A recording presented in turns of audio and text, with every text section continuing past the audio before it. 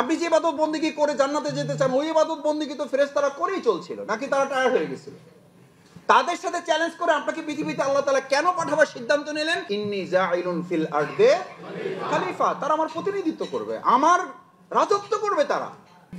আরে ভাই, আমাদেরকে আল্লাহ তাআলাই পাঠিয়েছেন রাজত্ব করার জন্য। আর কয় যে মুসলিমরা সব করবে, তারা শুধু রাজনীতি করবে না, এটা ডাহাবিত্য কথা, মুসলিমদের অধিকার হরণ করা। আমাদেরকে পৃথিবীতে পাঠানোই হয়েছে রাজত্ব করার জন্য। আমরা রাজত্ব করব, দেশ, এই সমাজ, রাষ্ট্র আমরা পরিচালনা করব। আসসালামু আলাইকুম ওয়া রাহমাতুল্লাহি ওয়া বারাকাতুহু। প্রথমে আমরা যে কোনো কর্মসূচি বা প্রশিক্ষণমূলক কর্মসূচির জন্য 5টি জিনিসকে সামনে রাখা খুব গুরুত্বপূর্ণ। যে এই জাতীয় আলোচনার মাধ্যমে মূলত আমরা শুরুতেই আমাদের ঈমানটাকে আমরা বৃদ্ধি করা টার্গেট নিতে চাই। কারণ আমাদের সমস্ত আমলের পিছনে ঈমান থাকা অনিবার্য করা হয়েছে। ঈমান থাকলে আমলগুলো কাজে লাগবে, না হলে আমলগুলো কাজে লাগবে। এখন ঈমানের স্তরটা কি? ঈমানের স্তর হচ্ছে যা ঈমান আছে, ওয়া ইযা তুলিয়াত আলাইহিম আয়াতুহু যাদাতহুম ঈমানা। কোরআন এবং হাদিসের আলোচনা শুনলে যদি ঈমান বাড়ে, তাহলে আমাদের বুঝতে হবে যে আমার ঈমানটা যথাযথ আছে। আর কোরআন হাদিসের আলোচনা শোনার পর যদি ঈমান বৃদ্ধি না পেয়ে তার জায়গায় থাকে, অর্থাৎ ঈমানের কোনো অনুভূতি তৈরি হয় না, তাহলে বুঝতে হবে ঈমান তার যথাযথ জায়গায় মর্যাদার সাথে সেটাকে আমি এখনো ধারণ করতে পারিনি। কেননা কোরআন এটা বলে দিয়েছে, আয়াতুহু যাদাতহুম ঈমানা। আল্লাহ তাআলার এই নিদর্শন, আল্লাহ তাআলার এই বর্ণনা যখন তোমাদের কাছে হবে, সেই বর্ণনাকারী ব্যক্তি যত দুর্বল হোক, আলোচনাটা তো দুর্বল না, কথাগুলো তো দুর্বল না। কথাগুলো কি দুর্বল? কারণ আমরা যা কথা বলছি, আমরা তো আমাদের সংগঠনের কথা বলছি না, আমরা তো আমাদের আমিরে জামাতের কথা বলছি না, আমরা তো কোনো ব্যক্তির কথা বলছি না, আমরা বলছি কার কথা? আল্লাহর কথা। সুতরাং আমরা যারা কথা বলছি, আমরা ব্যক্তি দুর্বল, কিন্তু যা বলছি সেই কথাগুলো তো শক্তিশালী। সুতরাং সেই শক্তিশালী কথাগুলো যারা শুনবে, তারা যদি সেখান থেকে ঈমানের শক্তি অর্জন করতে না সক্ষম হয়, সুযোগ না পায়, তাহলে বুঝতে হবে যে আমি ওই কথাগুলো ধারণ করার মতো ঈমান আমার মধ্যে এখনো তৈরি হয়নি। এই জন্য আলোচনার প্রথম ধাপ হচ্ছে আল ঈমানিয়াত, আমার ঈমানটাকে মজবুত করা। আর সেই ঈমানের 3টা দাবি আছে। ইকরার বিল লিসান, এটা মুখে স্বীকার করা। তাসদিক বিল জিনান, এটা অন্তরে ধারণ করা। অল আমল বিল আরকান, ঈমানের দাবি হচ্ছে আপনি ওটা বাস্তবে রূপান্তরিত করা, কাজে রূপান্তরিত করা। মুখে আমি বলবো, কাজে আমি রূপান্তরিত করব না, তাহলে আল্লাহ তাআলার বিধান অত্যন্ত কঠিন। কাবুরা মাকতান ইনদাল্লাহি আন তাকুলু মা লা তাফআল। তোমরা এমন কথা বলো না যেই কথা তোমরা করবা না। তাহলে আমি যা শুনবো, যা বলবো, সেটা অনুযায়ী করাটাই হচ্ছে আমার কাজ। আর এর মধ্য দিয়ে ঈমানদার এবং কাফিরদের মধ্যে পার্থক্য তৈরি করা হয়েছে। ঈমানদার যারা, তারা যা শুনবে, তাদের বক্তব্য হচ্ছে সামি'না ওয়া আতা'না। তারা শুধু শুনে বসে থাকবে না, শোনার পরে সে একটা সিদ্ধান্ত নেবে যে আমি শুনলাম। বলেন, পিছনে শোনা যায় কি? শুনলাম, শুনলাম, বলেন, শুনলাম, মানলাম। সামি'না, বাংলা শব্দের চেয়ে আরবি শব্দ মুখস্থ রাখা তো সহজ। সামি'না ওয়া আতা'না। সামি'নার দাবি হচ্ছে, সামি'নার ডিমান্ডই হচ্ছে আপনি শুনলেন তো আপনি মানবেন। এটা হচ্ছে সামি'নার হক, এটা হচ্ছে সামি'নার দাবি, এটা হচ্ছে সামি'নার ডিমান্ড, এটা হচ্ছে সামি'নার নেক্সট স্টেপ। যদি না করতে পারি আমি, তাহলে আমার একটা দায়বদ্ধতা থাকবে, তাহলে আমার একটা জবাবদিহিতা থাকবে। সেই জবাবদিহিতাটা হচ্ছে কাবুরা মাকতান ইনদাল্লাহ, এটা আল্লাহর কাছে ঘৃণা। আচ্ছা, আপনি বলেন, আমরা এখানে কষ্ট করে রাত জেগে এই সব কাজ ফালাই রেখা, আমরা কি আল্লাহর ঘৃণা পাওয়ার জন্য আসছি, না আল্লাহর ভালোবাসা পাওয়ার জন্য আসছি? কথা তো সত্যই বলতেছি আমরা। তাহলে অন্তরে তো এটা আমাকে জাগ্রত রাখতে হবে যে আমরা শুনলাম কিন্তু মানতে পারলাম না, তাহলে ভালোবাসার পরিবর্তে আমরা কিসের পাত্র হব? আল্লাহ আমাদের ঘৃণার পাত্র হওয়া থেকে হেফাজত করুন। তাহলে একটু জটিল হয়ে গেল না? যে আমরা প্রোগ্রামে আসলাম আল্লাহর ভালোবাসা পাওয়ার জন্য, আমরা প্রোগ্রামে আসলাম আল্লাহর সন্তুষ্টির জন্য, আমরা শিখতে আসলাম এই জন্য যে আমরা আল্লাহর পছন্দনীয় বান্দা হতে চাই। সেখানে যদি আমরা উল্টোটা হই যে কাবুরা মাকতান ইনদাল্লাহ, তোমরা এমন কথা বলো যা তোমরা করো না, এটা আল্লাহর কাছে ওই ব্যক্তি এবং ওই কথা ওই কাজগুলো ঘৃণার পাত্রে পরিণত হয়ে যায়। শুধু কি তাই? ভালো করে বুঝেন, আল্লাহ তাআলা যে কাজটুকু দিয়েছেন প্রত্যেকটাই একটা দায়বদ্ধতা আছে। আব্দুল্লাহ ইবনে মাসউদ রাদিয়াল্লাহু তাআলা বর্ণনা করেন, ক্বালা রাসূলুল্লাহ সাল্লাল্লাহু আলাইহি ওয়াসাল্লাম ওয়া ইয়াকুলুনা মা লা ইয়াফআলুন। তোমাদের মধ্যে একটা সময় আসবে, সেটা কাফির মুশরিকদের মধ্যে না, হিন্দুদের মধ্যে না, খ্রিস্টানদের মধ্যে না, নাসারাদের মধ্যে না, তোমাদের মধ্যে, আমার উম্মার মধ্যে একটা সংকট, একটা ব্যাধি, একটা ক্রাইসিস, একটা দুর্যোগ তৈরি হবে। সেটা কি?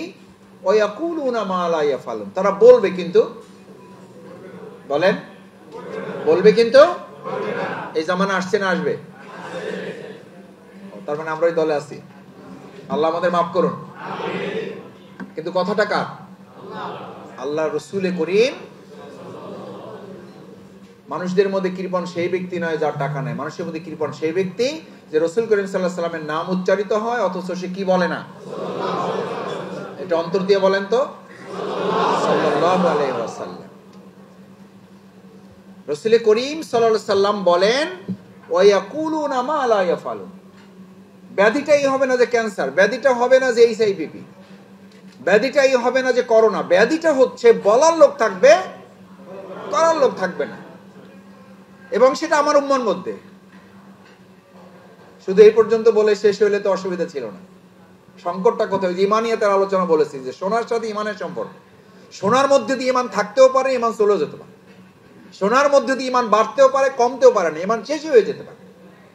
ওই যে বললাম যে আপনি আসছেন আল্লাহর ভালোবাসা পাওয়ার জন্য, আমি আসছি আমরা ভালোবাসা নেওয়ার জন্য, অথচ আল্লাহ বলছেন যদি এটা শোনো আর না করো মা লা তাফআলুন কাবুরা মাকতান ইনদাল্লাহ, তাহলে এটা আল্লাহর কাছে ঘৃণার পাত্র হবে। রাসূল করিম সাল্লাল্লাহু আলাইহি ওয়াসাল্লাম এবার বললেন ওয়ায়াফআলুনা মা লা ইউমানুন। একেবারে যে কিছু করার লোক থাকবে না তা না, আলোচনা শুনবে, বুঝবে, নিজের পছন্দ হইলে করবে, না হলে করবে না, নিজের ভালো লাগলে করবে, না হলে করবে না, নিজের ইচ্ছা মতো হলে করবে, না হলে করবে না, ব্যাসার্ধের মধ্যে পড়লে করবে, না হলে করবে না। সুবিধা মতো ব্যাসার্ধে না, মনে আছে ছাত্র জীবনে জ্যামিতি কম্পাস ব্যবহার করতাম, আমাদের স্যাররা বলতো ধরো মাঝখানে, এবার সুবিধা মতো কি নাও, ব্যাসার্ধ নাও, ওর মধ্যে যা পড়ে তার মধ্যে জ্যামিতি আঁকতে হবে। তো ইসলাম বলছে তোমার সুবিধা মতো ব্যাসার্ধ নিয়ে ইসলাম না, বরং ইসলামের ব্যাসার্ধটাকে সুবিধার মধ্যে ফেলতে হবে। এই সুবিধার মধ্যে ফেলতে গিয়া কেউ কেউ মনে করে যে মৃত্যুর পরে আমার দোয়াটা যেন এটা হয় বিসমিল্লাহি ওয়ালা মিল্লাতি রাসূলিল্লাহ, আমাকে আল্লাহ রসুলের মিল্লাতের উপরে ওখানে রাখা হচ্ছে, আর আমি সেই লোক এখন জীবিত থাকায় বলে যাচ্ছি রসুল করিম সাল্লাল্লাহু আলাইহি সাল্লামের মিল্লাতের উপর আমার জীবন থাকবে, কিন্তু আমার রাজনীতি রসুল সাল্লাল্লাহু আলাইহি সাল্লামের উপর থাকবে না। এই লোককে আপনি একবার না 1,00,000 বার বিসমিল্লাহি ওয়া আলা মিল্লাতি রাসূলিল্লাহ বলে রাখলেও এই লোক কি রাসূল সাল্লাল্লাহু আলাইহি ওয়াসাল্লাম মিল্লাতে রাখলো না কুফরি মিল্লাতে? আল্লাহ রাসূল করিম সাল্লাল্লাহু আলাইহি ওয়াসাল্লাম তো সেইটাই বলতে যে সুবিধা মতো ব্যাসার্ধ নেয় ওয়ায়াফআলুনা মা লা ইউমান। একেবারে যে করার লোক থাকবে না তা না, মসজিদ ইসলামের ভিত্তিতে চালাবে কিন্তু সংসদ চালাইতে চাইবে না। এই কথা বলার লোক আগের জামানায় ছিল, এখন নাই, ভবিষ্যতে আসবে। এই সমস্যা রাসূল সাল্লাল্লাহু আলাইহি ওয়াসাল্লামের সময় ছিল, এখন নাই। এখন থাকলেও নরমালি আছে, অসুবিধা তো নাই। এখন থাকলেও তাদের সাথে আমাদের বন্ধুত্ব থাকবে, অসুবিধা তো নাই। রাসূল সাল্লাল্লাহু আলাইহি ওয়াসাল্লাম তাদের সাথে 27টা যুদ্ধ করেছেন নিজে নেতৃত্ব দিয়া, আর আমরা বলবো যে না কোনো অসুবিধা নাই, আপনারা আপনাদের মতো বলেন, আমরা আমাদের মতো বলবো, কোনো সমস্যা নেই। ভাইয়েরা, ওয়া ইয়াফআলুনা মা লা ইউমারুন। একেবারে যে কথা শুনবে না, কেউ টুকটাক কাজ করবে না, তার মসজিদ তো থাকবে, মাদ্রাসা থাকবে, এবং মসজিদে শুধু থাকবে না, মসজিদ মুসল্লি ভরে যাবে, রাস্তায় জায়গা থাকবে না। আপনি এটা দেখে, আমি এটা দেখে কখনো কখনো আনন্দিত হচ্ছি না, শুধু কেউ কেউ আমাদেরকে বলছে যে মাসুদ ভাই এই সমস্ত ছাড়েন। আশা করা যায় এমনিতেই দেশে ইসলামী বিপ্লব বলে না, বলে না। এই দৃশ্য দেখে আপনি বলতেছেন এমনিতে ইসলামী বিপ্লব হয়ে যাবে। আর রাসূল করিম সাল্লাল্লাহু আলাইহি ওয়াসাল্লাম 1400 বছর আগে এই দৃশ্য দেখে বলেছিল মাসাজিদুহুম আমেরা, তোমাদের মসজিদগুলো মুসল্লিতে পরিপূর্ণ হবে, ওহিয়া খরাবু মিনাল হুদা, ওখানে হেদায়েত থাকবে না, ওয়ালাইসা ফিহিম মুমিন, ইমাম থেকে শুরু করে একদম পিছনের কাতারে জুমার নামাজে যে আইসা রাস্তায় জায়নামাজেরও বিছানোর সময় পায় না, আরেকজন জায়নামাজে ভাগে দাঁড়াইছে বুঝছেন তো, নিজের পুরোটা বিছাবারও জায়গা হয় নাই, জায়গাই নাই, কোথায় দাঁড়াবে, হেইলে তার কোনায় দাঁড়াইছে। এইরকম উপচে পড়া মুসল্লি যখন হবে, তখন ইমাম থেকে শুরু করে ওই শেষ কাতার পর্যন্ত ব্যক্তি খুঁজে একজন ইমানদার বের করা যাবে না। এটা আপনারা সবাই মিলে যদি ঠিক না বলেন, তাতে ঠিক হয়ে যাবে এটা। কারণ এটা কার কথা? ওয়ালাইসা ফিহি মুমিন, ওয়ালাইসা ফিহি মুমিন, কারণ বলার লোক থাকবে, কি থাকবে না? করার লোক থাকবে না। তাহলে আজকে আমরা এখানে যারা আসছি, আমরা বলার এবং শোনার লোক আসছি ইনশাআল্লাহ। দেখছেন পরিস্থিতি। নাস্তা হয়েছে ভাইদের? ও নাস্তা দিবেন, এই জন্য এই অবস্থা। নাস্তাটা দিয়ে দেন ভাই।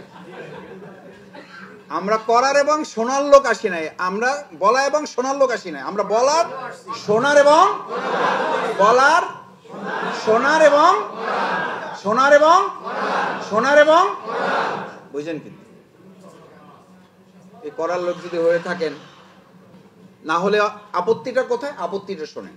আপত্তিটা হইল, দুর্ভাগ্যটা হলো, আমি ইমানিয়াতের আলোচনা করছি, ইমানিয়াতের আলোচনা করছি।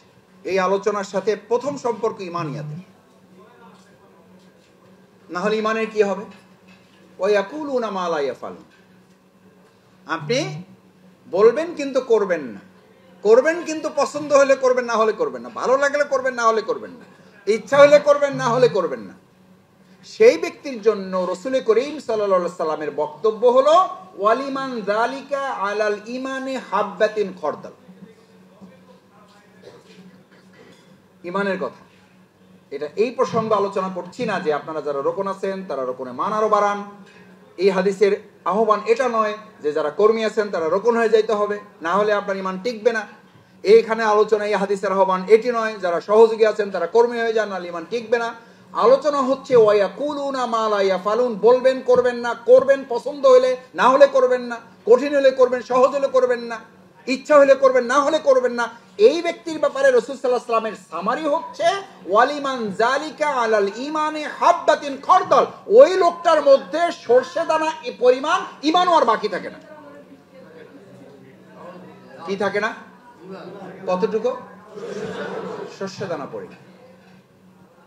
সেই ব্যক্তির দোষ কি ভাই? সে গাঁজা খাইছে, সুদ খাইছে, ঘুষ খাইছে, দর্শন করছে, চুরি ডাকাতি, সন্ত্রাসী রাহাজানি, টেম্পু স্ট্যান্ড দখল করছে, গরু ছাগল জবাই করে খাইছে মানুষের, এগুলো তো আগে ছিল, এখন তো আর নাই। কারণ আপনারা এগুলো করেন নাই, আপনারা ভালো, আপনারা এগুলোর মধ্যে না। আল্লাহ রাসূল সাল্লাল্লাহু আলাইহি ওয়াসাল্লাম বলেছেন এগুলো কিচ্ছু করার দরকার নাই তোমার, এর ধারে কাছেও তুমি যাও নাই। তোমার অন্যায় শুধু এইটুকু, তুমি বলছো করো নাই, এবং যাও করছো তাও নিজের ইচ্ছা মতো করছো। ইসলাম যা বলছে তা করো নাই, তোমার ইচ্ছা মতো তুমি কাজ করছো। এইটুকুর অপরাধে তার ইমানের স্তর বলা হয়েছে ওয়ালিমান যালিকা আলাল ঈমানি হাববাতিন খরদাল, তার মধ্যে আর সরষে দানা এক পরিমাণ ঈমানও বাকি থাকে না। ভাইয়েরা, আমরা কি ঈমান বাকি থাকা হারানোর জন্য আসছি, না ঈমান আরো মজবুত করতে আসছি? তাহলে যা শুনবো তা, এটা হলো এক নম্বর কথা। আলোচনার প্রথম দাবি হচ্ছে রাসূল করিম সাল্লাল্লাহু আলাইহি সাল্লামকে আল্লাহ তাআলা কোরআনে বারবার স্মরণ করিয়েছেন সামি'না ওয়া আতা'না। সে শুনবে এবং সাথে সাথে তার মানার জন্য সে সিদ্ধান্ত নেবে। সাহাবা আজমাইন কিরামগণদের মধ্যে এমন স্পৃহা ছিল যে তারা আলোচনা শুনেছেন আমরা তো রাতের খাবারের জন্য অপেক্ষা করি, আর তার 2 হাতে বাটিতে খেজুর ছিল, 1 হাতের মুখে দিয়েছে, বাকিগুলো ফেলে দিয়েছে। ওইটা খাওয়ারও সময় তার হাতে বাকি ছিল না, এই জন্য যে তাতে সে সময় নষ্ট হবে, সে সিদ্ধান্ত বাস্তবায়নে ওই সময়টুকু নষ্ট করতে। আর আমরা কি বলি? কবে আলহামদুলিল্লাহ আলোচনা ভালো হয়েছে, সিদ্ধান্ত নিয়েছি, ইনশাল্লাহ 2 বছর সময় দেন। কয় ভাই ইনশাল্লাহ 6 মাসের মধ্যে পরিস্থিতি একটা ঘটাই দেবো, কি যে হবে বুঝতে পারবেন। রাসূল করিম সাল্লাল্লাহু আলাইহি সাল্লামের কাছ থেকে ওই সাহাবী যখন রওনা দিয়ে গিয়েছেন যে আমি যুদ্ধে অংশগ্রহণ করব, শহীদ হবে, শাহাদাতের মর্যাদা গ্রহণ করব, আমার জন্য আপনি দোয়া করেন। আল্লাহ তাআলা সেই সময় জিবরাইল আমিনকে পাঠিয়ে তার জন্য ফয়সালা দিয়ে দিয়েছেন। এই সাহাবী ওখান থেকে উঠে আসার সময় যে সিদ্ধান্ত মনের থেকে আপনাকে বলেছে এবং জানিয়েছে, আমি আল্লাহ তাআলা জিবরাইল আমিনকে নির্দেশ দিয়েছি তার নাম জীবিত অবস্থায় শহীদের তালিকায় লিপিবদ্ধ করো।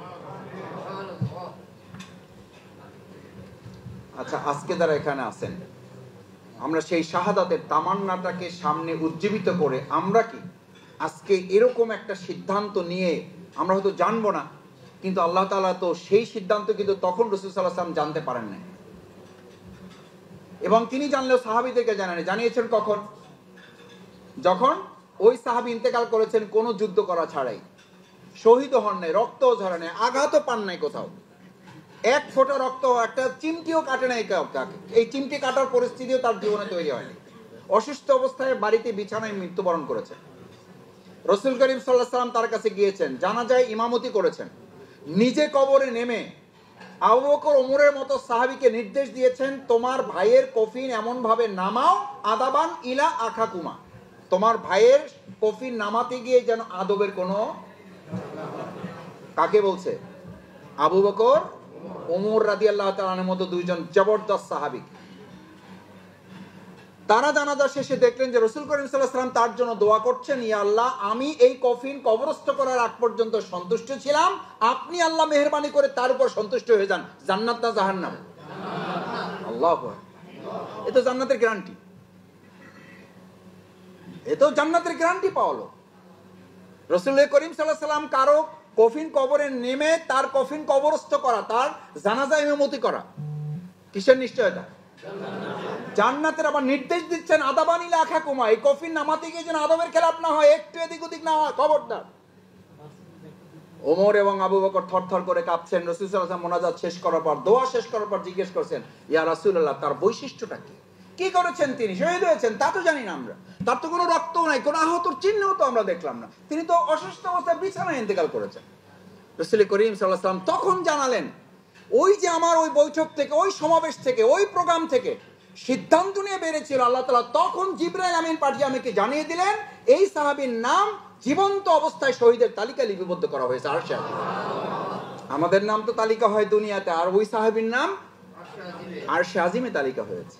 আজকে এখানে যারা আসছেন, ইমানিয়াতের এই প্রথম দাবি আলোচনা শুনে আজকে কি আমরা সিদ্ধান্ত নিতে পারি না যে আলহামদুলিল্লাহ আমার 2 মাস 4 মাস 3 মাস সময় লাগুক, কিন্তু সিদ্ধান্ত নিয়ে আরশে আজিমে নাম লেখাইতে চাই, আল্লাহ দয়া করে ওই সাহাবীর সাথে আমাদের নামটা লিখে নেন, যে আমরা সিদ্ধান্ত নিলাম আমরা বায়াতের অন্তর্ভুক্ত হয়ে যাব। দেখি ইনশাআল্লাহ,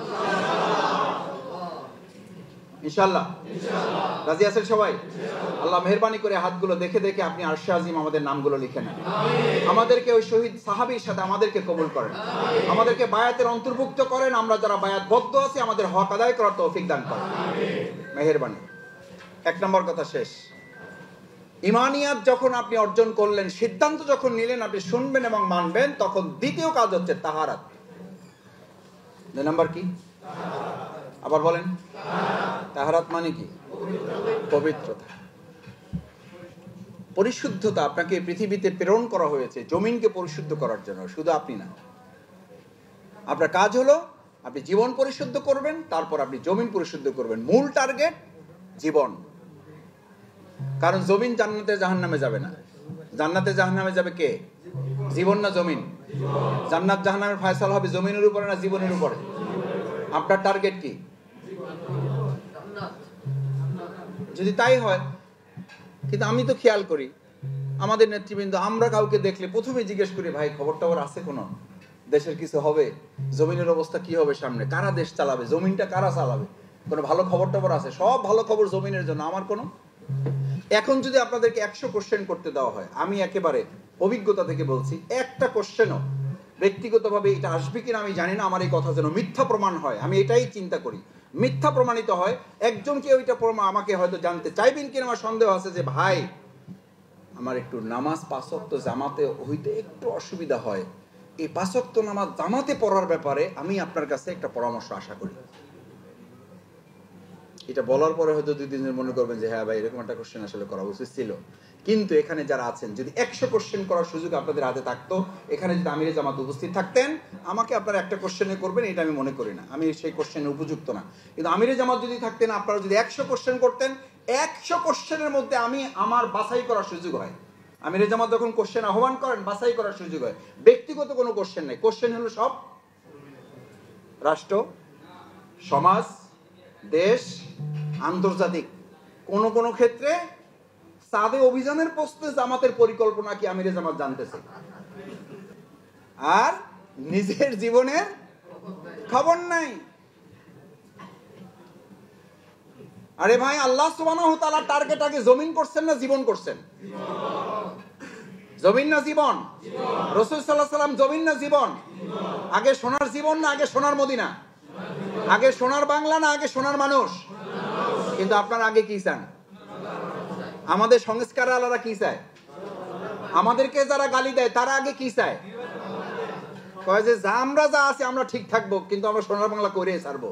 এর চেয়ে আহাম্মকি কথা পৃথিবীতে আর, এর চেয়ে বড় ধোঁকা, এর চেয়ে বড় বড় প্রতারণা, এর চেয়ে বড় উপহাস, এর চেয়ে বড় তামাশা পৃথিবী তার হইতে। এবং এটা রাসূল সাল্লাল্লাহু আলাইহি ওয়াসাল্লামের নীতিরও বিরুদ্ধ, এটা আল্লাহ রাসূলেরও বিরুদ্ধ।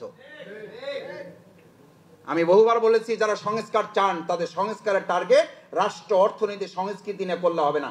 অর্থনীতি, সংস্কৃতি এবং আমাদের এই সমাজনীতির সমস্ত টার্গেটের মূল হলো ব্যক্তি। ব্যক্তি সংস্কার না হলে আপনি রাষ্ট্র সংস্কার করে সফল হতে পারবেন না। রাসূল সাল্লাল্লাহু আলাইহি ওয়াসাল্লাম পারেন নাই, আর ওনরা পারবেন?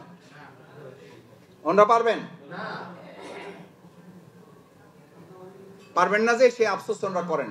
যেখানে হাত দেয় দুর্নীতির আখড়া, বললে তো ভাই হইতই মহাসাগর, যেখানে হাত দেয় সেখানে দুর্নীতির মহাসাগর। এই মহাসাগর থেকে আপনি রক্ষা পাবেন কিভাবে? এখান থেকে আপনি বাঁচবেন কিভাবে? আপনার সন্তানকে বাঁচাবেন কি করে? আপনার পবিত্রতা অর্জনের, তাহারাতের এই আলোচনার, এই শিক্ষা শিবিরের এই প্রোগ্রামের দ্বিতীয় টার্গেট হবে আমার কি? রাসূল করিম সাল্লাল্লাহু আলাইহি সাল্লামকে রিসালাতের দায়িত্ব দিয়ে তাকে এই কথা নিশ্চিত করে জানিয়ে দেওয়া হয়েছে, ওয়াইউআল্লিমুহুমুল কিতাব, তোমাকে এই কোরআন এই জন্য শুধু পাঠানো হয় না যে শুধু তেলাওয়াত করবা, এই জন্য শুধু পাঠানো হয় না যে তুমি শুধু সওয়াব অর্জন করবা, 1 অক্ষর পড়লে 10 নেকি। আরে ভাই নেকি তো আছে, আলহামদুলিল্লাহ, এটা তো পাবেনি, এটা তো আছে, এটা থেকে তো আপনাকে কেউ বঞ্চিত করছে না। আপনার টার্গেট তো নির্ধারণ করা হয়েছে, ওয়াইউআল্লিমুহুমুল কিতাবা ওয়াল হিকমা ওয়া ইউযাক্কিহিম। এটার অর্থ হলো যে তোমাকে এই কোরআন দেওয়া হয়েছে, তুমি শিখবা, জানবা, বুঝবা, এমন কৌশল অবলম্বন করবা যে তুমি পবিত্র, পরিশুদ্ধ, পরিচ্ছন্ন হতে বাধ্য হবা, এমন পবিত্র পরিশুদ্ধ হবা জমিন পরিশুদ্ধ হতে বাধ্য। দেখি ইনশাআল্লাহ পারবেন? ইনশাআল্লাহ পরিশুদ্ধ হব, পরিশুদ্ধ করব ইনশাআল্লাহ। জমিন এবং জমিন এবং জীবন, জমিন এবং জমিন এবং জমিন এবং বুঝলেন? কিন্তু পরে বললেন না যে মাসুদ ভাই কি কয়ে গেলেন। এই কথা জামাতের, সরোয়ার ভাই, শামসু ভাই, বুলবুল ভাই, কার নির্দেশ, কার সুন্নাহ? এটা মানবেন না কেন? আকিমুস সালাত যদি মানেন এটা মানতে বাধ্য, দাড়ি টুপির সুন্নাহ যদি মানেন এটা মানতে বাধ্য, আর না হলে আপনি কোরআন পড়া বন্ধ করতে বাধ্য। কারণ আপনি কোরআন পড়বেন, মানবেন না, তাহলে তো কোরআনের নির্দেশ সামি'না ওয়া আতা'না। ইমানদাররা বলে শুনলাম এবং মানলাম, আর কাফেররা বলে শুনলাম কিন্তু মানলাম না। কথা তো পরিষ্কার। আপনি ব্যাপারটাই তো এরকম, এটা তো খুশি অখুশির ব্যাপার, এটা তো পছন্দের ব্যাপার। এটা আপনি চাইলেন মানলাম, হইলো না, ইচ্ছা হইলো করলাম না, ব্যাপারটা তো এরকম না। তাহলে সিদ্ধান্ত হইতে হবে যে ভাই আমার ইমান থাকলো না থাকলো তাতেও আমার কিছু। এইরকম দুঃসাহস কে কে দেখাইতে পারেন? একজন জানান, একজন হাত জানান। যদি দেখাইতে পারেন আমার আলোচনা ক্লোজ, আমি যা করছি আলোচনা প্রত্যাহার করে নিলাম। কিন্তু আলোচনার ডিমান্ড হচ্ছে, তার মানে এখন বলেন যে ভাই আলোচনা শুনবো না মানবো না, আমি বাইরে গেলাম। তার একখান জবাব আল্লাহ ঠিক করা, ফালহামাহা ফুজুরাহা ওয়া তাকওয়াহা। আরে মিয়া, তোমারে নিয়ে কেউ প্রোগ্রাম করে নাই, তোমারে কেউ ভালো কথা বুঝাই বলে নাই, তোমারে সত্য মিথ্যা কেউ চিহ্নিত করে দেয় নাই, তোমাকে ন্যায় অন্যায় কেউ বুঝাই দেয় নাই, এর উপরে তোমার জান্নাত জাহান্নাম ফয়সালা আটকাই থাকবে না। আমি ফয়সালা তার উপরে দেব, সৃষ্টিগতভাবে জন্মগতভাবে এমন ভাবে তোমাকে পৃথিবীতে পাঠাইছি, তোমার মধ্যে ডিভাইস দিয়ে দেওয়া হয়েছে, কোনটা ভালো কোনটা মন্দ এটা বুঝার ক্ষমতা দিয়ে আমি পৃথিবী থেকে তোমাকে পাঠাইছি। সুবহানাল্লাহ বাড়িতে বলেন। ফাআলহামাহা ফুজুরাহা, জন্মগত সৃষ্টিগত ভাবেই আল্লাহ আপনাকে এটি বুঝ দিয়ে পৃথিবীতে পাঠাইছেন। এখন যদি আমি যদি না জানার ভান করি, তাহলে আমি জেগে থেকে ঘুমায় আছি। জেগে থেকে ঘুমায় থাকলে তাকে ঘুম থেকে উঠানো আসলে কি ঘুমাইলে তারা ঘুম থেকে উঠানো যায়, কিন্তু কেউ যদি জেগে থেকে ঘুমিয়ে থাকে তাকে জাগানো যায় না। সেরকম করে ইমানদার যদি এখানে থাকে, ঘন্টার পর ঘন্টা না, দিনের পর দিন না, সপ্তাহের পর সপ্তাহ না, মাসের পর মাস না, বছরের পর বছর না, জীবনের পর জীবন আলোচনা করলেও আমাদের কোনো উন্নতি পরিবর্তন। আমরা কি সেজন্য আজকে আসছি এখানে? তাহারাতের জন্য আসছি। আমরা পবিত্র হতে এসেছি। কেন পবিত্র হতে হবে? আপনি পবিত্র হতে হবে এই জন্য যে আপনাকে পৃথিবীতে পাঠানো হয়েছে শুধু ইবাদত বন্দেগী করার জন্য। আপনাকে একটা রেসপন্সিবিলিটি দিয়ে পাঠানো হয়েছে, একটা দায়িত্ব দেওয়া হয়েছে, একটা ঝুঁকি নিয়ে আপনাকে পাঠানো হয়েছে। আপনি যে ইবাদত বন্দেগী করে জান্নাতে যেতে চান, ওই ইবাদত বন্দেগী তো ফেরেশতারা করেই চলছিল, নাকি তারা টায়ার্ড হয়ে গেছিল? তাদের সাথে চ্যালেঞ্জ করে আপনাকে পৃথিবীতে আল্লাহ তাআলা কেন পাঠাবার সিদ্ধান্ত নিলেন, সেই কথা কি আল্লাহ জানাইছেন না আমরা জানাইছি? কি জানাইছে? ইন্নী আ'লামু মা লা, আমি জানি, তোরা চুপ করে বসে থাক। সিদ্ধান্ত কে দিয়েছে?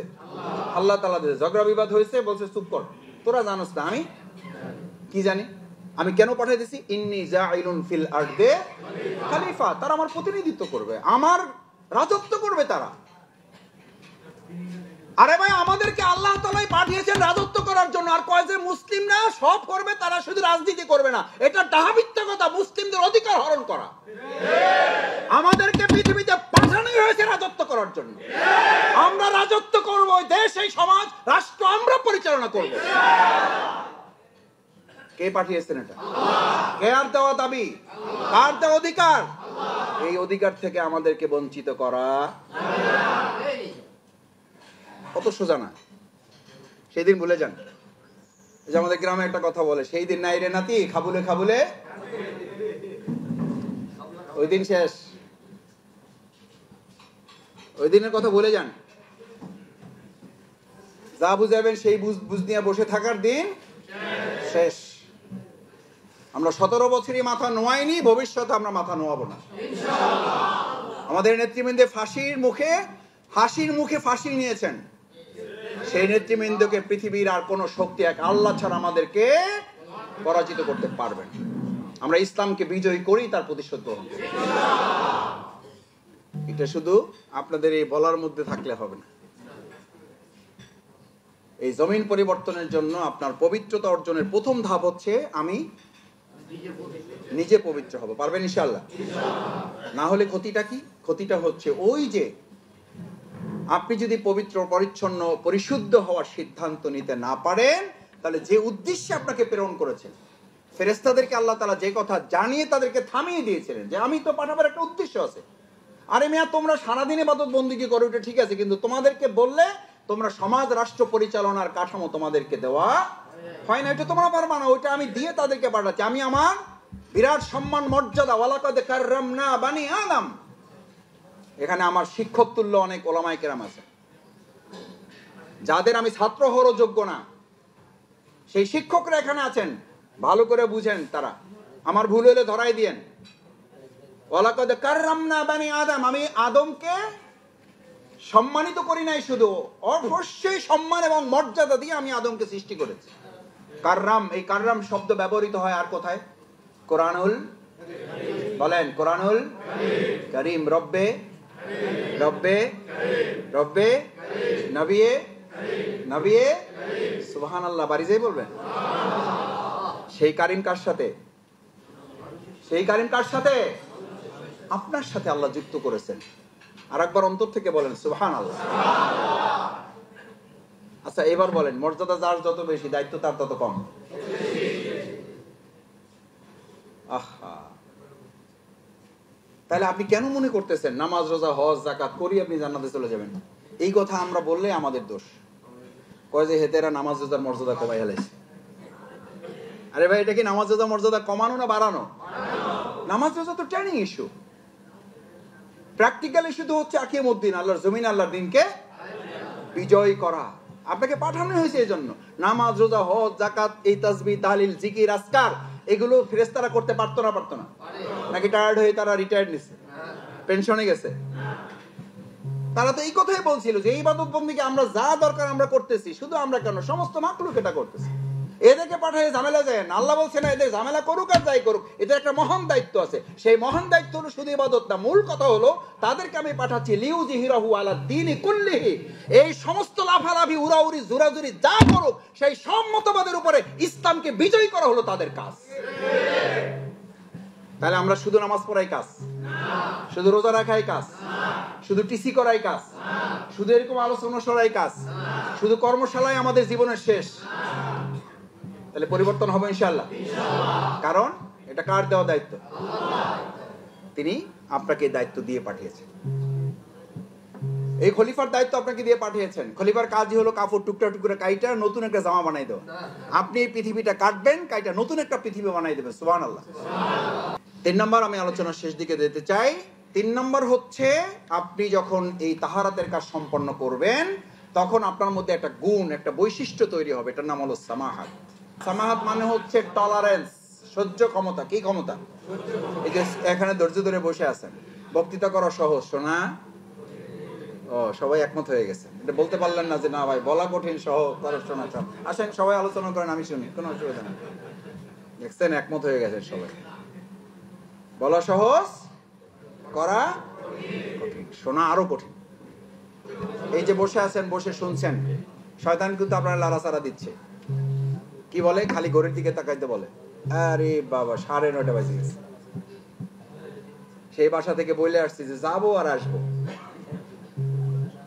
এখানে একটা বক্তৃতা চলতেছে, বাসায়ও কিন্তু একটা বক্তৃতা রেডি আছে। এই যে সবাই রেডি আছে, আমি কিন্তু বলি না। দেখেন, আমার বলার আগে কিন্তু সবাই আমাকে হেল্প করছে, তার মানে বোঝা যায় যে আপনারা অভিজ্ঞতা লব্ধ। এখন সেই ক্ষেত্রে হয়তো ধরবেন যে আমাদের সে অভিজ্ঞতা আলহামদুলিল্লাহ আপনার কোনো অংশে, আরে ভাই সেই অভিজ্ঞতা আছে বলেই তো বলতেছি, সেই অভিজ্ঞতা অতিক্রম করে এসেই তো আপনাকে বলতেছি। আলহামদুলিল্লাহ আপনারাও সেই অভিজ্ঞতা অতিক্রম করে এখানে আসছেন, পারবেন ইনশাআল্লাহ। তার মানে হলো লড়াই লড়াই লড়াই চাই। পরিবারে বলবে যে কোথা থেকে আসছে, এরা কি জামাতের প্রোগ্রাম থেকে আসছে না কোনো ক্লাব থেকে আসছে? মাথাতে এত গরম হওয়ার কথা না। যাই বলছেন যে কি ব্যাপার, সালাম কালাম কি ভুলে গেছো? আমি সেই আগের আব্দুর রহিমান নাই, পবিত্র হয়ে আসছি, সালাম দাও। এটার নাম পবিত্রতা? এটার নাম পবিত্রতা? শীতের দিন তরকারি মরকারি কই, কি করছে এগুলা? ওখানে খাইয়ে আসছি আসছি সেটা তো পরের কথা, তুমি কি রাখছো সেটা আগে দেখতেছে। খাই না খাই সেটা পরের সিদ্ধান্ত। এটার নাম পবিত্রতা? এটার নাম সামাহাত? আমার এলাকায় এক লোক ছিল, প্রতিদিন বাড়িঘর ভাঙচুর। আমরা জিজ্ঞেস করতাম যে চাচা ঘটনা কি, এত শব্দ হয় রাত্রিবেলা? কয় বুঝবা না। আমরা বুঝে বলেন তাহলে না বুঝবো। বলছে রাত করে বেশি ফিরি তো, তোমার ভাবি যদি মেজাজ খারাপ করে তাহলে তো পাল্টা অ্যাকশন আমার উপরে নেবে। এই জন্য আমি আগেই অ্যাডভান্স অ্যাকশন নিয়ে ফেলি, যে দরজা এমন ধরে ধাক্কা দেই যে আমার মেজাজ দেখে সে বুঝতে পারবে, জিজ্ঞাসাই করেন এত রাত কোথায় ছিলাম। বরং আমি বলি যে এত রাতে আসছি, দরজা খুলতে এত দেরি হইল কেন? আমি বললাম চাচা এই কাজ করেন কেন? কয় এই কারণে করি যাতে সে কোনো অ্যাকশনে যাইতে, আগাম প্রতিশোধ। অ্যান্টিবায়োটিক নিয়ে রাখছে। এটার নাম সামাহাত। রাত বেশি করে যাবেন, একটু বিনয়ী থাকবেন, সালামটা দিবেন। কি করব, যে কাজ তোমার করার কথা ছিল সেটা তোমার পক্ষ থেকে করে আসলাম, যাতে দুনিয়াতে একটু একসাথে থাকতে ব্যত্যয় ঘটলেও জান্নাতে যেন পারবো বলতে ইনশাআল্লাহ। এটা কোরআনের কথা, এটা আমার কথা না, এটা কোরআনের ওয়াদা। এটার নাম সামাহাত। ওয়ায়ানকালিবু ইলা আহলিহি মাসরুরা। আল্লাহু আকবার। আল্লাহ তার বান্দা বান্দাদেরকে বলেন, তুমি তোমার স্ত্রীকে, স্ত্রী তার স্বামীকে, স্বামী স্ত্রী তার সন্তানকে যখন এরকম আল্লাহর কাজে একটু এদিক ওদিক হবে, একটু হক আদায় কম হবে, মাথা গরম না করে আল্লাহর এই বিধান তাকে জানিয়ে দাও যে দুনিয়াতে একসাথে থাকলে আর কত বছর থাকবে? 100 বছর। 100 বছর থাকলেও তো তার না থাকার সমান। এমনি 60-70 বছর কে ডানে আছে কে বামে আছে তো বুঝতেই 2 দিন লাগে। সেই 100 বছর বেঁচে থেকে আপনার লাভই বা কি হয়? আর যে আল্লাহ তাআলা বলেন তোমাকে আমি জান্নাতে প্রবেশ করাবো না, শুধু এমন যুবক যুবতী অবস্থায় প্রবেশ করাবো যে যৌবন গোটা পৃথিবী তুমি 1 সেকেন্ডের জন্য উপভোগ করো নাই, ওরকম যৌবন, ওরকম যুবক যুবতীর বয়স আমি তোমাদেরকে আল্লাহ দান করবো। কিন্তু আমাদের একটা দুর্ভাগ্য আছে, এরকম যৌবন, এরকম যুবক, এরকম যুবতী, এরকম জান্নাত সবই আমরা চাই, শুধু মৃত্যুই চাই না। অথচ বেলাল রাদিয়াল্লাহু তাআলা যখন মৃত্যু আসন্ন, তার পাশে দাঁড়িয়ে, তার পাশে মাথা চুলকাতে মাথায় একটু ম্যাসাজ করতে করতে বলছেন, বেলাল আপনার তো একটু কষ্ট হচ্ছে, আপনার কি মনে হচ্ছে? বলছে আমার কিছুই মনে হচ্ছে না, আমি মৃত্যুকে ভয় পাই, কিন্তু এই মৃত্যুকে আলিঙ্গন করা ছাড়া তো আমি আমার প্রিয় নবীর সাথে সাক্ষাৎ করতে পারবো না, আমি যত দ্রুত সম্ভব আমি মৃত্যুর কাছে পৌঁছতে চাই। আমি মৃত্যু ছাড়া তো জান্নাতে পা রাখতে পারবো না, আমি দ্রুত সম্ভব মৃত্যুর মুখোমুখি হতে চাই। আমি মৃত্যু ছাড়া তো আল্লাহর সাক্ষাৎ পাবো না, আমি যত দ্রুত সম্ভব আমি মৃত্যুর মুখোমুখি হতে চাই।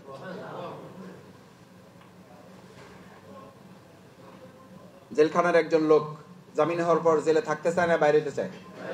জামিন না হইলেও থাকতে চায় না বাইরে হতে চায়? আপনি কোথায় আছেন? জেলখানায়। কার কথা? আর দুনিয়া সিজনুল মুমিনিন ওয়া জান্নাতুল লিল কাফিরিন। এটা দিয়ে বুঝার উপায় যে আপনি কি মুখী জীবন, পরকালমুখী, জান্নাতমুখী না দুনিয়ামুখী। এই বুঝার জন্য এখন একটা ল্যাবরেটরি দিয়ে দিচ্ছি, একটা এক্সরে দিয়ে দিলাম, একটা সিটি স্ক্যান দিয়ে দিলাম, একটা এমআরআই দিয়ে দিলাম, বিনামূল্যে টেস্ট রিপোর্টটা এখন নিজে বাই করে হাতে রাখেন। এখন হাতে নেন রিপোর্টটা। কি রিপোর্ট? আর দুনিয়া সিজনুল লিল মুমিনিন। যদি ইমানদার হও তাহলে দুনিয়াটা তোমার জন্য জেলখানা, ওয়া জান্নাতুল লিল কাফিরিন। যদি কাফের হও তাহলে তোমার জন্য এটা আরামখানা। এবার আপনি যদি জেলখানায় থাকেন ধরেন, তাহলে তো এখান থেকে বের হওয়ার জন্য অস্থির থাকবেন, কিন্তু আপনি কামরায় ধরে বসে আছেন কেন? তার মানে বুঝতে হবে শফিকুল ইসলাম মাসুদ ইমানদারের জীবন বাদ দিয়ে কাফেরদের জীবন ধারণ করে, জান্নাতের আরাম আয়েশের মনে করে বলেই এই পৃথিবী সে ত্যাগ করতে চায় না। টেস্ট রিপোর্ট পাওয়া যায়? পাওয়া যাচ্ছে? ল্যাবরেটরিতে যাওয়া লাগছে? ফি দেওয়া লাগছে? কথাটা কার? পৃথিবীর কোন চিকিৎসকের না। জান্নাতুল লিল কাফিরিন। যদি দুনিয়াটা তোমার কাছে জান্নাত মনে হয় তাহলে বুঝবা তোমার কাফেরের জিন্দেগি। দুনিয়াটা যদি আরাম আয়েশের মনে হয়, কয় খাইয়ে দেয় ভাই আরামে আছি আলহামদুলিল্লাহ, কোনো অসুবিধা নাই, এটা তো কাফেরের ঘোষণা। আর ইমানদারের ঘোষণা, আমি জেলখানায় আছি, যত তাড়াতাড়ি পাওয়া যায় এখান থেকে আমি কি হতে চাই? আমি মুক্তি চাই এখান থেকে, আমি বের হতে চাই এখান থেকে, ছটফট করছি কখন বের হবো, এটা তো কারাগারে আছি আমি। আরে ভাই কারাগারের ঘোষণা তো আমি দেই নাই, কারাগারের ঘোষণা তো শেখ হাসিনা দেয় নাই, কারাগারের ঘোষণা তো জামাতের আমির দেয় নাই, কারাগারের ঘোষণা দিয়েছেন প্রিয় নবী মুহাম্মদুর সাল্লাল্লাহু আলাইহি ওয়াসাল্লাম। তার মানে আমার পবিত্রতাটা, আমার সামাহাত, আমার সহ্য ক্ষমতাটা, আমার ধৈর্য ধরাটা, আরাম আয়েশের জীবন বাদ দিয়ে আমার কষ্ট ত্যাগ কোরবানি করাটাকে আমি এখনো বেছে নিতে পারি নাই। অথচ জান্নাত জাহান্নামের রাস্তা এটা নির্ধারণ করে দেওয়া হয়েছে। জান্নাত জাহান্নামের রাস্তা নির্ধারণ করে দেওয়া হয়েছে। হুজিবাতুন নারু বিশ-শাহাওয়াত ক্বালা রাসূলুল্লাহ সাল্লাল্লাহু আলাইহি ওয়াসাল্লাম। রাসূল করিম সাল্লাল্লাহু আলাইহি ওয়াসাল্লাম বলেন, হুজিবাতুন নারু বিশ-শাহাওয়াত, আরাম আয়েশ ভোগ বিলাস এই রাস্তাটা গেছে হলো জাহান্নামের দিকে। ও হুজিবাতুল জান্নাতু বিল মাকারে, ত্যাগ কোরবানি কষ্ট নির্যাতন নিপীড়ন দান সাদকা এই সমস্ত কিছু গেছে জান্নাতের দিকে। আমরা কোন দিকে যাইতে চাই? তাহলে ত্যাগের দিকে না ভোগের দিকে? ত্যাগের দিকে না ভোগের দিকে? আজ বাংলাদেশ ত্যাগের দরকার নাকি ভোগের দরকার? ত্যাগের রাজনীতি না ভোগের রাজনীতি? সেটা কি মানুষের তন্ত্রে নাকি ইসলামতন্ত্রে? ইসলামতন্ত্র হলেই কেবল ত্যাগের রাজনীতি আসবে, না হলে গোটা মানবের তন্ত্র মন্ত্র হচ্ছে ভোগের রাজনীতি। এই ভোগের রাজনীতিতে মানুষের মুক্তি পারবেন না কন্ট্রোল করতে। 2000 কেন 2 লাখ বহিষ্কার করলেও আপনি আপনার ভোগের রাজনীতিকে আপনার দলকে বাঁচাতে পারবেন না, কারণ আপনার রাস্তাই তো ভিন্ন। রাসূল করিম সাল্লাল্লাহু আলাইহি ওয়াসাল্লাম সে কারণে বলেন হুজিবাতুন নারু বিশ-শাহাওয়াত, আরামায়েশের রাস্তাটা গেছে জাহান্নামের দিকে, আগুনের দিকে, আর ত্যাগ এবং কোরবানির রাস্তাটা গেছে। এই জন্য আমিরে জামাত ডক্টর শফিকুর রহমান গোটা বাংলাদেশে মানুষকে একটা বিষয় আশ্বস্ত করছেন, বাংলাদেশ জামাত ইসলামী আগামী দিন আসলে ভোগের রাজনীতির পরিবর্তে ত্যাগের রাজনীতি, সেবকের রাজনীতি আমরা চালু করবো ইনশাআল্লাহ। এটা মুখের কথায় হবে না ইসলাম দিয়ে হবে? ইসলাম যাদের কাছে নাই তাদের বক্তৃতা এটা হবে না, ইসলাম যাদের কাছে আছে তাদের দিয়ে হবে। এটা নিজেকে বুঝতে হবে এবং অন্যদেরকে বোঝানোর দায়িত্ব আমাদেরকে। পারবেন ইনশাআল্লাহ? 4 নাম্বার ইখবাত, দৃঢ়তা। আর 5 নাম্বার হলো আদালত। এই আলোচনার মূল লক্ষ্য হচ্ছে আপনি আপনাকে পবিত্র, পরিচ্ছন্ন, দৃঢ়, সক্ষম করতে করতে আপনার ব্যাপারে ফয়সালা হচ্ছে, এই আলোচনার নীতি হচ্ছে, এই আলোচনার দাবি হচ্ছে আপনি পরিবর্তন হয়েছেন, এবার আপনি জমিনও পরিবর্তন করার সিদ্ধান্ত নেবেন। আদালত, আল্লাহর জমিন, আল্লাহর আইন কায়েম করা, এটা দায়িত্ব দিয়ে আপনাকে পৃথিবীতে পাঠানো হয়েছে। এটা আপনার শখের ব্যাপার না, এটা আপনার ইচ্ছা অনিচ্ছার ব্যাপার না, এটা আপনার পছন্দ অপছন্দের ব্যাপার না, এটা আল্লাহ প্রদত্ত বিধান, এটা নামাজের মতো, রোজার মতো বিধান।